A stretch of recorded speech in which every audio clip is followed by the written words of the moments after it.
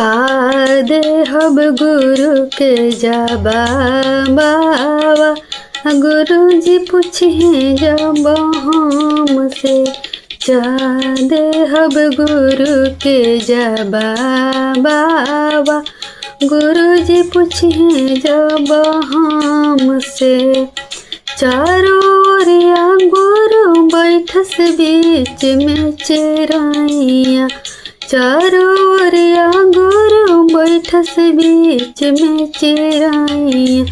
मनवा में सोचली चिरैया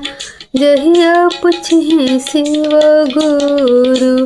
मनवा में पूछली चिरैया जहिया पूछस शिव गुरु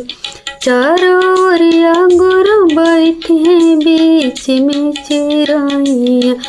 का देहब गुरु के जवाबा मन में सोचली चिरैया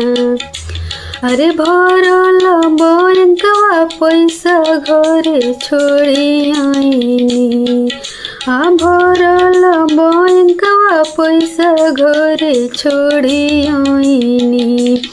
का देहब भोला के जवाबा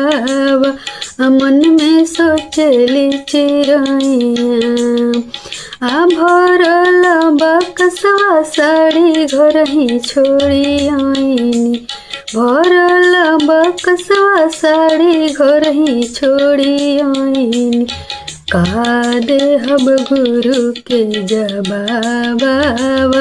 मन में सोचली चिरैया का देहब भोला के जवाबा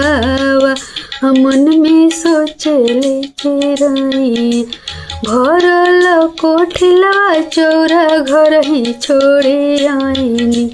भरल कोठिला चौरा घर ही छोड़ी आईनी का देहब गुरु के जवाबा मन में सोचली चिरैया